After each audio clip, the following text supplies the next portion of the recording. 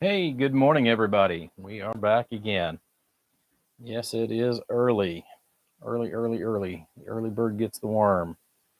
All right. So, Mr. Nobody, got your tins cleaned up, got you a sticker installed there. But I figured we'd go ahead and start here. We'll go around and explain a few things that we did to this. So, one of the things that I've done, and it's just the way the radios are designed. I did go ahead and increase a couple of your grounding straps or install a couple of grounding straps on the radio. It just helps it function a little bit better as far as making sure you get enough current where it needs to be on the negative side. Um, we also increased some stuff on the positive as well to go ahead and keep everything, nice and stable. One of the things you're probably going to notice is once I got through recapping the radio and changing all the components that we were going to change out, I went ahead and did a wash on the board. So we got rid of all the residue on the backside. So we don't have to worry about that for a long time. Um, so we're really good to go here. Um, yeah. So right here's one of the little straps that I did. Just adds the extra grounding right to it, because otherwise you've got a jumper. The way these are designed, there's actually a little jumper that runs from here to, I think, over here. It's either here or here. One of these two places. I can't remember without flipping it over. But that's all the ground you've really got, and then it's dispersed accordingly. So, I went ahead and increased that just a little bit.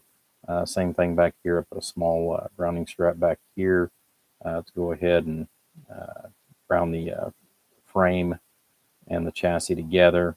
That's actually been uh, more and more common on the radios. And, again, we just want to go ahead and try to give you the most or maximize the grounding the best that we can. So, um, with that all ado, let's flip it over. We'll go through the other side, and then we'll get to some numbers and stuff.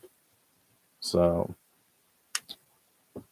this is basically a full restoration. Um, as far as the overall, we went ahead and undone and rewired a little bit of this. So I pulled off all the old zip ties. That way we don't have to worry about any of them breaking or cracking for many, many years. And I straightened up what you can, anyways, in this radio as much as you can, as far as on the wiring.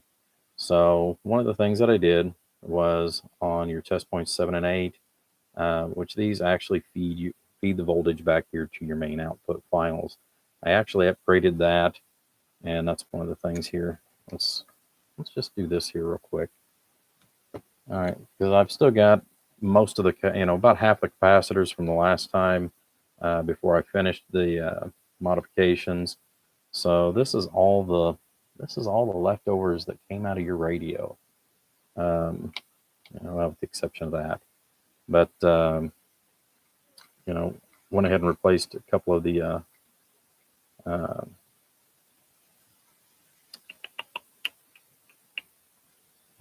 Mylars in there. That's what I was sitting there trying to think here.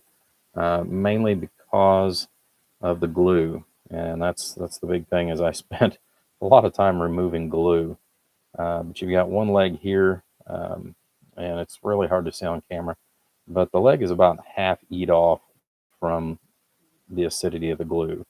So it didn't make sense to clean the glue off and put the old part back in there. They're not that expensive, so we went ahead and replaced that.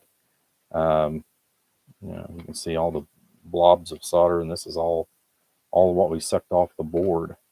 Um, we also went ahead and replaced your voltage regulator. We pulled out the original D1135, and we replaced this with a 100-watt version, which would be the excuse me, it's an 80-watt version, which is a D1148. So, you know, huge difference as far as on the upgrade. Um, I also went ahead and replaced a couple of your tuning coils in the radio itself. Um, Upgraded those, and yeah, I got a little bit, you know, a little bit better as far as on the overall. So I was real happy with that. We went ahead and replaced all the tantalums, which you're going to see one of them down there, and you know this thin little wire here. This was one of the wires that actually power up the radio. Hey, good morning. How you doing, Bruce? So we went ahead and replaced that. Also replaced your incoming power chokes.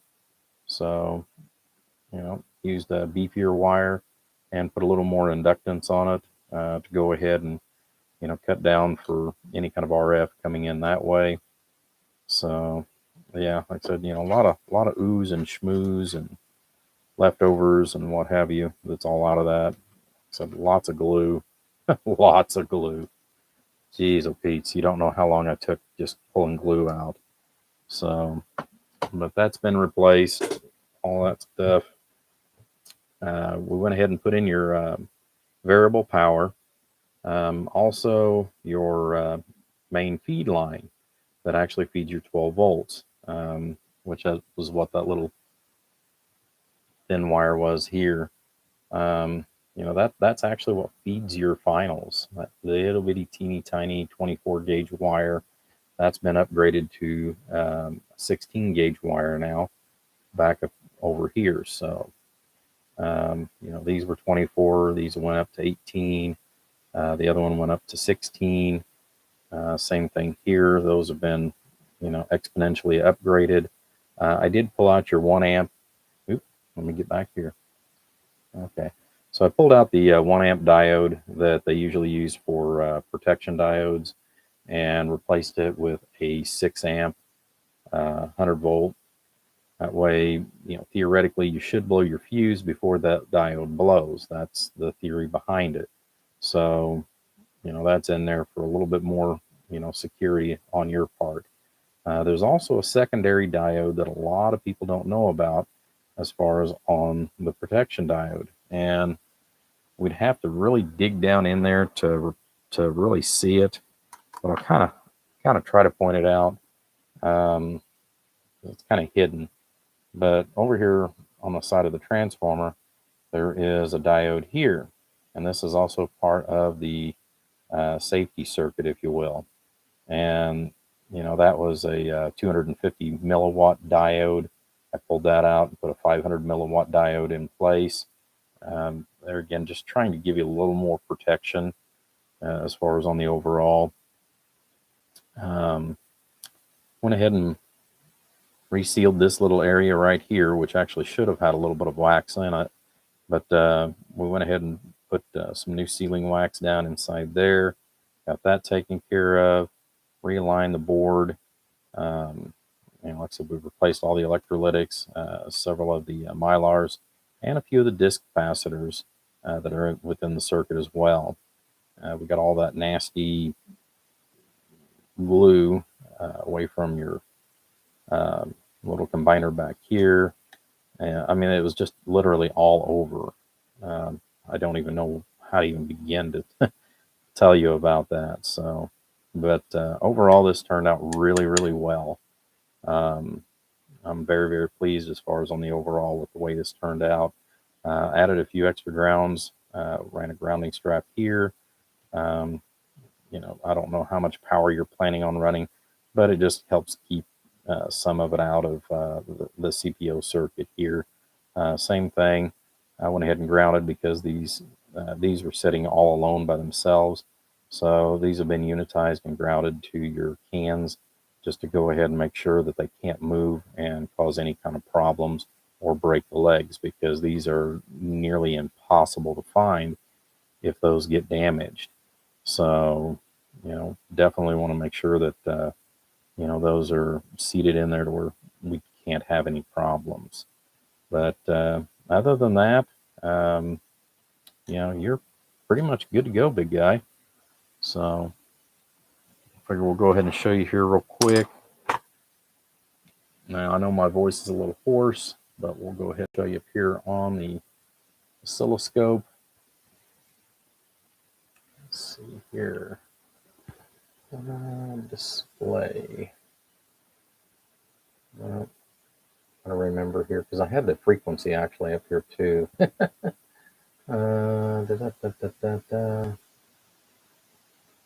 see, menu.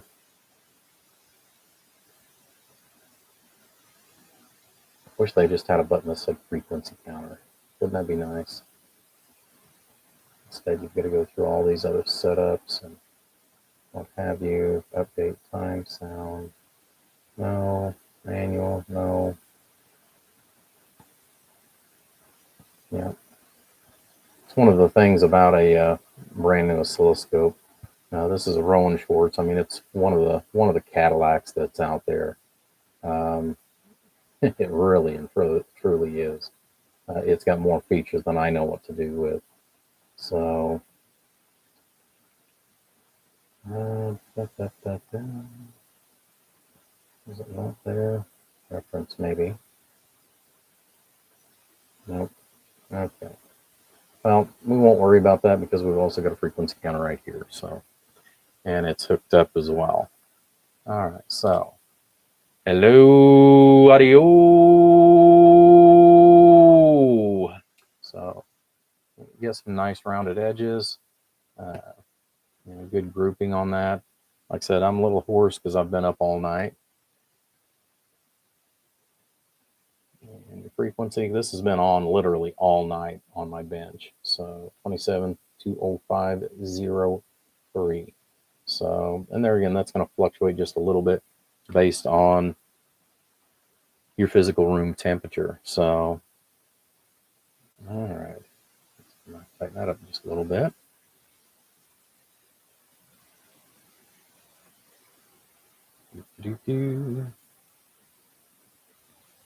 Still trying to get used to the new setup here. On-call weekends, yeah. Yeah, I definitely understand that. Yeah, sadly, I do a little more weekend work than I prefer myself. All right, so got a 25 watt slug here in PEP, 10 watt in RNS, going back to the 5,000 watt bird dummy load. So right now, principal signal is about 3 watts dead key. Hello, audio. So about 22 on the PEP. Audio, audio. Just a hair under 7 bird. So let me grab a hold of the variable. This is a very, very nice, smooth variable. It will let you go down to virtually nothing. I recommend that you don't run it quite down that low, but it will let you go down that low. So turned up here to about a half a watt. Hello, audio. Audio. Now, I know I can get more out of these, but since this does have the original Mitsubishi 1969 in it, they're not prevalent like they were 15, 20 years ago. So I really didn't want to volt the final. I could have volted it and wound up getting you a lot more power out of this radio. But overall, I think you're going to get more than enough. And these radios are known for audio. So, hello, audio. Audio. Check 1, 2, audio. Just almost a whisper into the microphone. So, variable. Turn that down here a little bit on the audio. Just makes it easier. Now this will max out at about 8 watts. Audio, audio. You're going to see that it's starting to come backwards. I really don't recommend running it over 6 watts on the dead key if you do decide to run this that hard.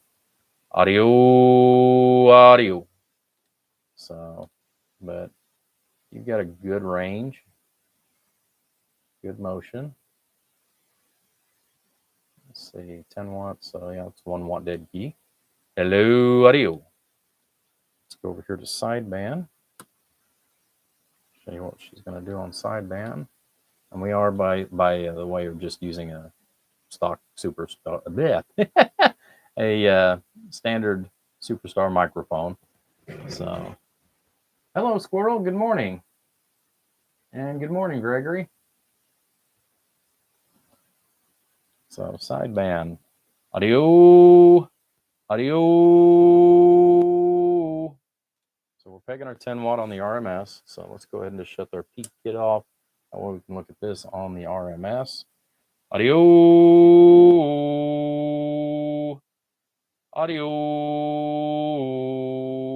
So about 12 bird.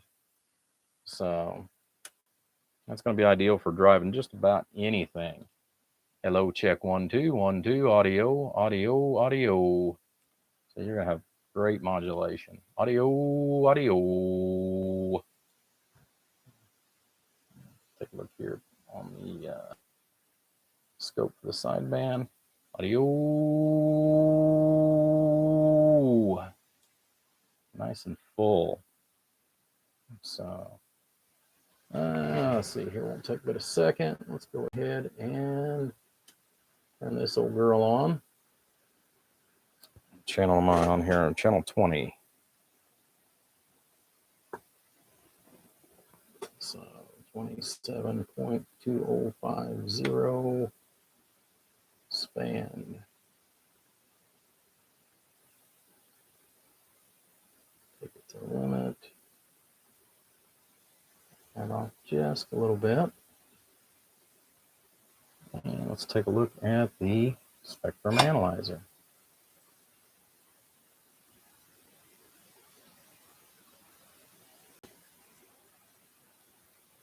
May have to bring that carrier up a little bit. Let's see.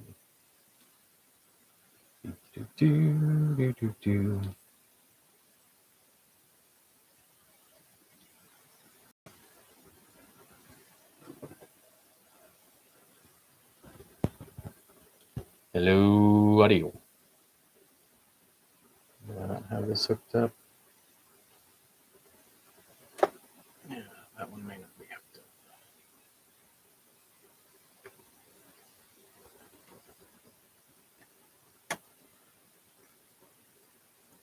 Redid my bench, and there's some of these cables that aren't hooked up yet. There we go. Hello, audio. So we can get some intensity in here.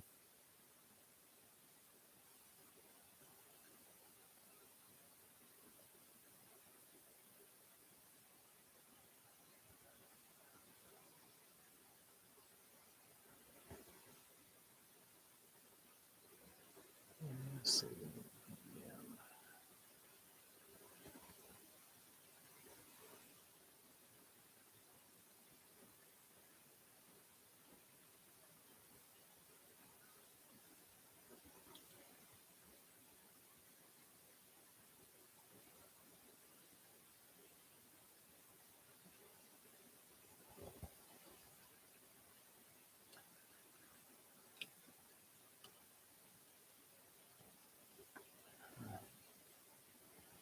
So we are picking up a little bit of noise here and there, but you're seeing that popping up. I don't know what it's picking up here in the shop at the moment. Let's see if we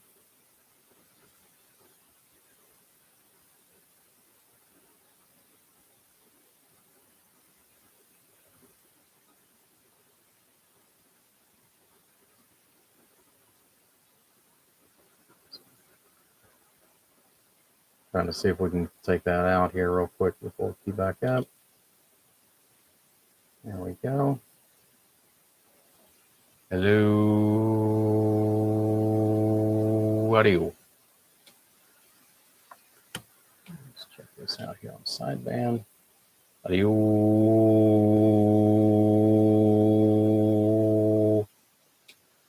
They're looking pretty good.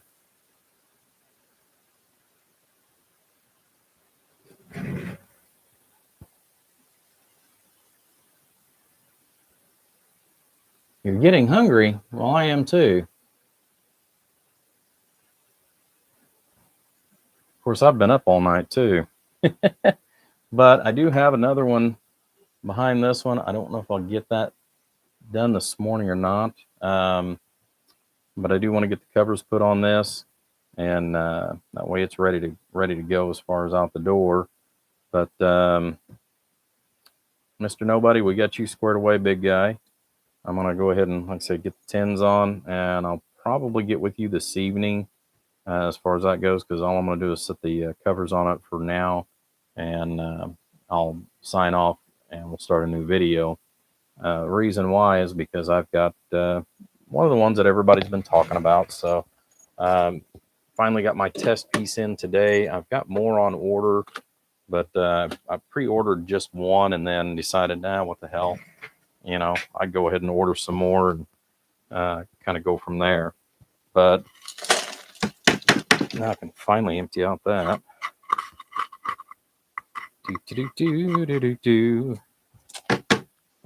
There we go. Ready for the next one. But anyways, like I said, we'll put the tins on this, and what I will wind up doing, I'll give you guys a quick peek here real quick over here in the corner. It's still sitting on the bench. So, everybody's been talking about them. So I ordered 10 of these, along with this one that's sitting here. This one, I got it just for the, originally just to play with, because I'm always skeptical with new stuff that comes out. So not necessarily that this is new, but I do want to kind of show you the results that I got out of this myself, where I set it at as far as for the voltage. And I've actually got it wired up to one of the 2-pills that are for sale. So somebody that's interested in a 2-pill, I've got 2 of these ready to go and one with a variable. The one with the variable, you cannot drive it as hard as what I'm going to drive this one. But yeah, you're going to be impressed with some of these numbers, I think. So, all right, guys, we'll catch you on the flip-flop. By the way, Mr. Nobody did want to make mention also. I did want to go ahead and replace your wheat light with an LED here. We also dipped and cleaned all your knobs. Since I had the face off at the time, I went ahead and cleaned and polished that as good as I could. So overall, I think it turned out really nice. The chrome bezel is still in really decent shape.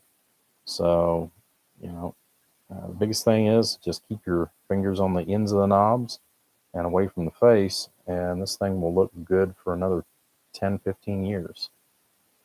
All right, guys, I appreciate it. Take care. God bless. Stay tuned, because like I said, I will be back in about 5-10 minutes, however long it takes me to get set up for the next show here. So catch you in a short, guys.